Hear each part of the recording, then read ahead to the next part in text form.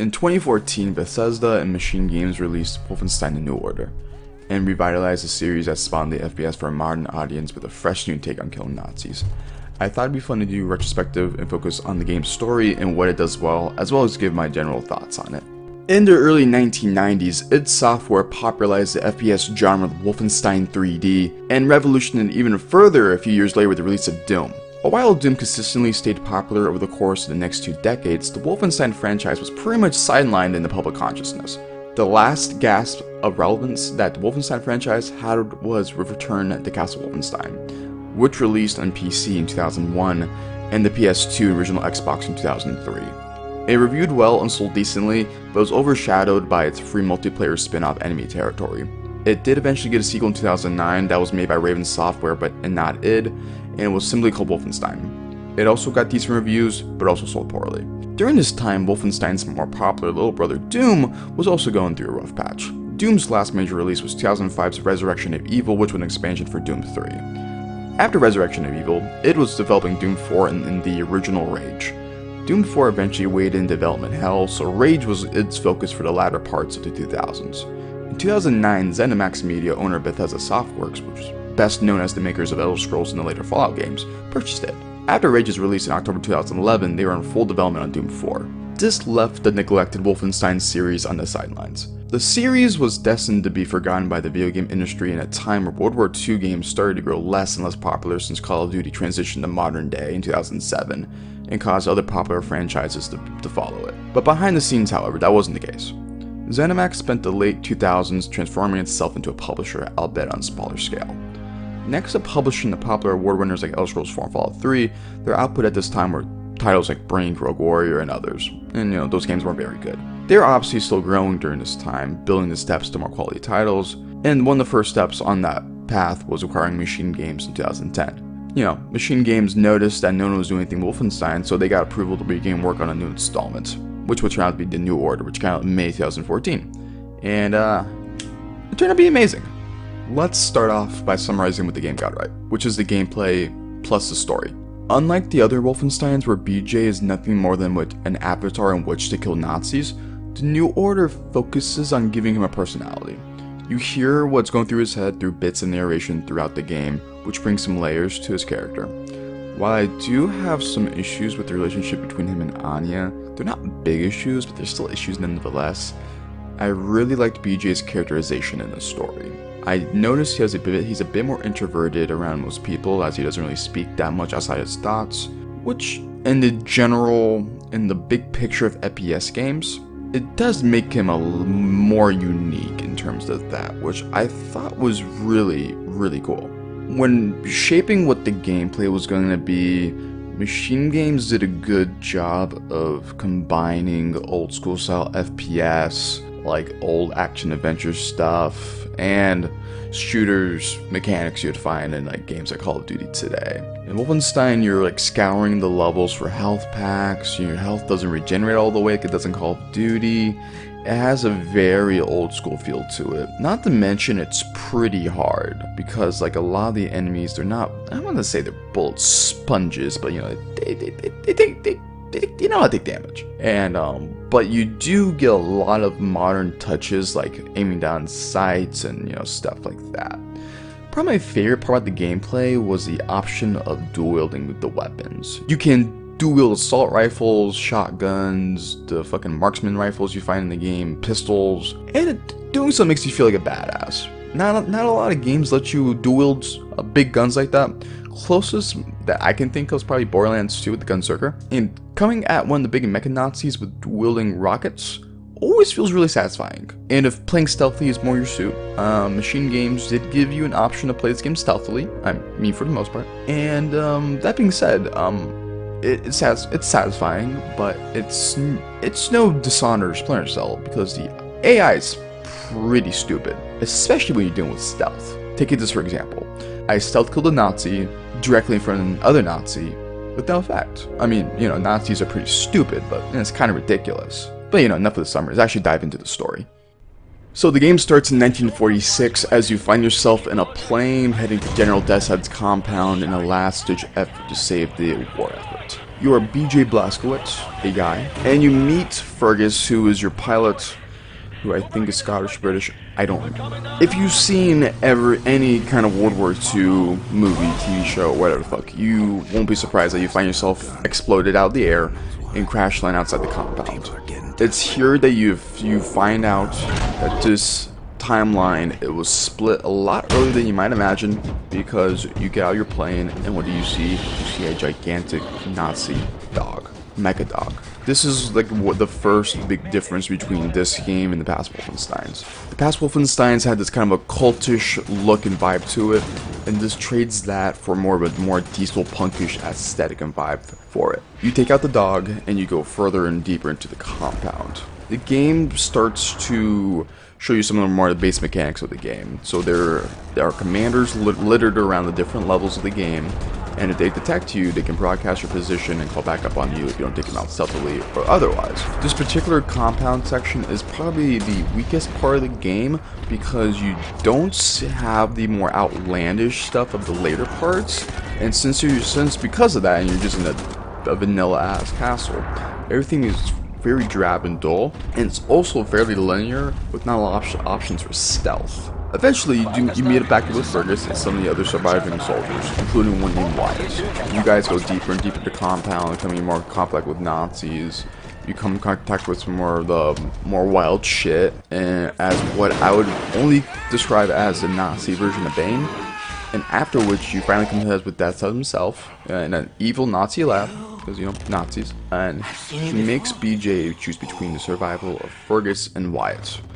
This decision changes the rest of the story, not in a big way. The overarching story is still the same, but a lot of the minor details are different. In my case, I chose Fergus, and which after that he kills Wyatt in a brutal way. And when you try escaping the lab, and then you get shot, and then you turn into a vegetable for 14 years. After being found in the water outside the castle, BJ spends his time chilling, you know, as a vegetable, in a Polish asylum for the next 14 years, being cared of a girl named Anya and her family. The Nazis, under the command of Deathshead, come in every once in a while to take the patients, and for nefarious reasons, because, once again, you know how Nazis are. And then one day they come in to order the asylum down, and as well to kill all the patients. Once again, you know how Nazis are. Anya's dad resists, so of course the Nazis try to kill him too. At this point, this very specific point, BJ chicks out of his vegetableness. He kills all Nazis there, saving Anya in the process, and then they escape to Anya's grandparents. It's during this moment, BJ finds out what really happened. 1960. Yes. You've stayed with us for 14 years. It's 1960. I have to find a way to contact the U.S. military. I gotta find my unit, let them know I'm alive and ready for duty. There's no more war. It's over. No more military. No. The war ain't over. Look at all these Nazis walking around. They won. It's over. The Nazis rule the world now. They are everywhere. Everywhere. What about the U.S.? The USA, they, what's the word? Poddacie. Surrenders. He surrendered. Because of Boo! In the car that BJ and Anya took to the grandparents, there's a Nazi in the trunk, for whatever reason. And BJ tries to interrogate him to find out where some remaining members of the resistance are. And he goes full Scarface on him, and it's very heavily implied that he chainsaws him in half. From the Nazi, he finds out that there are top resistant people in prison in Berlin. And then Anya's grandparents take BJ and Anya to Berlin. And what is the first real taste of the gameplay, you go between the different checkpoints to get your way to Berlin. And you go into these open, like, fields where, like, you're trying to kill all the Nazis, so you don't, like, if you're facing resistance, you can go stealthily, you can go lethally, whatever suits you. And you get to do pretty much both until the very end, where a bunch of these gigantic Nazi robots come in, and then you're forced to actually go lethal. After getting through the checkpoints, BJ and Anya are on their way to Berlin via the train. BJ's out getting coffee for the two of them before running into a party of Nazis. This is when you're introduced into the game's secondary antagonist and her lackey. She puts BJ through a little card game about proving if BJ is a full-blood or something like this. Okay, small side note. I respect the developers are trying to make the Nazis have a bit more layers, but it's shit like this that reminds me that the Nazis are cartoonishly evil. Like, you know, come on guys. These are the people that worshipped a man that apparently only had one nut. You know, they're fucking insane. So back to the game. And you finish the card game, and you come back to the cabin. Anya asks BJ if he's comfy with sharing the same bed. And spoiler, he is. You know, another side note. I really like BJ and Anya's relationship, but mostly because how tender it is. But the origin of it is probably my main issue with it. Like, where did it come from? Like, what are the, like, roots of it? Like, this guy is a vegetable for you for the past 14 years, and then they almost immediately, like, start a relationship? Trust me, you know. The relationship is something I absolutely loved in the story, and it feels much more genuine later on in the game. But the origins felt kind of just like, where did this come from? At least in my opinion. Get back to the story. BJ and Anya are finally in Berlin, ready to bust out the resistance people out of the big Nazi prison. This is really where you get the first taste of all these strong metropolises of the Nazis. And, you know, it undeniably looks cool. BJ sneaks in through some side entrances. He finds the laser cutter, which can cut through fences and chains, and then he gets inside the prison. You look on one of the walls, and you find out that the Nazis have already landed on the moon by 1960. So, you get the taste that the technology has really advanced really quickly in this world. And you start to questioning what's so different about this world that makes the technology advance so quickly. And you do find that out later. And the answer to that is probably not what anyone would be expecting. Once BJ is fully inside, he finds the resistant members and frees them. He finds out that the one that you saved early in the story is the leader in the group. Once again, those Fergus for me. You also get the resistance space where you meet the members of resistance. You have Caroline, who's the leader. You have Klaus, who's a former Nazi. You have Max, who's childlike. They never really go into him. I feel like the implication is he's lobotomized or something. I don't know. And you have a weird girl, and you have a suicidal guy. I don't know these people's names. I think the levels in the resistance space are good, and that they provide some chill moments to contrast with the action-packed moments that take over the rest of the game. And they're also pretty valuable in providing some world building. Machine Games built up the world in some pretty unique ways, such as recording popular songs in German to reflect how bands like the Beatles exist in the Nazi society. It's really cool. And I do think that some of the resistant members themselves lack in dimension. Klaus is a former Nazi because Nazis killed his wife and his son, because the son was killed at birth, because he had a club foot. Because once again, you know how Nazis are. Caroline is in a wheelchair. The game makes it clear that she and BJ share history, but nothing really beyond that. After the first resistance mission, you learn that the Nazis have a secret wealth at the London Nautica, which is a scientific research facility. BJ and the suicidal guy go to London.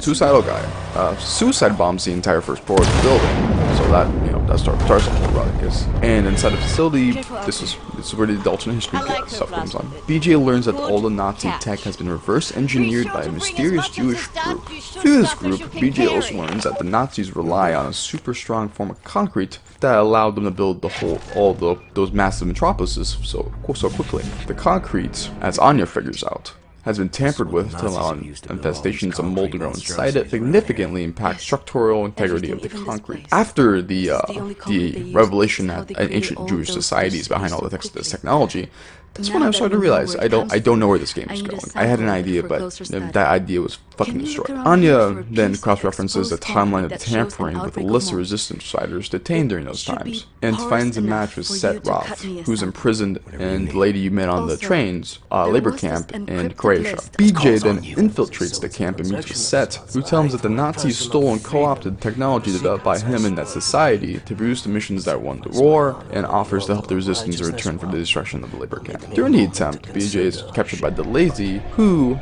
recognizes him from the train. As BJ and Set are about to be executed, Set takes control of the executioner bot, which then proceeds to rip the lady's face off to shreds before freeing the two. Side note, I did not need to see her face up close. BJ then rides the robot in a rampage throughout the camp before escaping with Set. BJ then hijacks a U-boat and discovers that the U-boat he hijacked is a crown jewel of the Nazi U-boats, with the U-boat being equipped with a thermonuclear missile launcher. BJ, Fergus, and Set go underwater to the ancient Jewish vault to find out more technology down there. You know, for all the crazy shit in this game, I think this part takes the cake. But they realize, to use the missiles, they have to obtain the decryption codes to the missile, which are located funnily enough, on the Nazi lunar base. And to get to the base, they have to steal the identity of one of the officials of the base. And to do that, they assault a train to capture an official to steal his identity. However, using something they recovered from the Jewish Society vault, they blew up the whole bridge. It's pretty crazy once you think about it. BJ then kills the official, goes to the moon base, steals the codes, and gets back to Earth.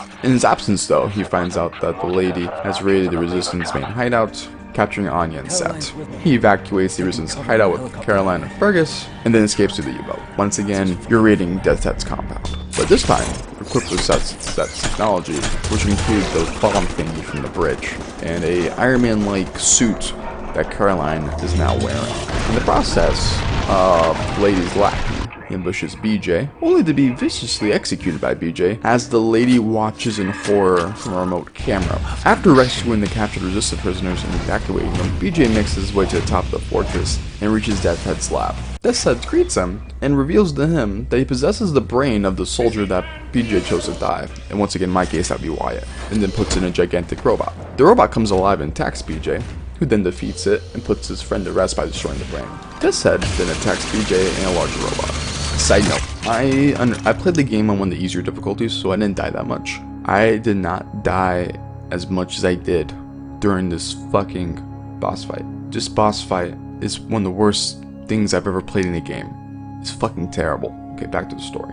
BJ defeats the robot and drags Deathhead out of the cockpit. However, in a scene that gives off major Infinity War vibes, Deathhead reveals a hidden grenade that explodes. Why didn't BJ just fucking shoot him in the face? None of this would have happened if BJ just did that. But you know, story shit and stuff. The explosion kills Deathhead and it mauls BJ pretty badly, as BJ is just crawling to the edge of the, where the fuck is that? He watches Caroline, Set, and Anya evacuate the prisoners from the beachhead below. He likens Anya holding an electric lantern to the Statue of Liberty, recalling the famous lines of the New Colossus, before the survivor requests permission to destroy the fortress with the U-boats and nuclear cannons. BJ confirms the order, and then the game ends. You're clear.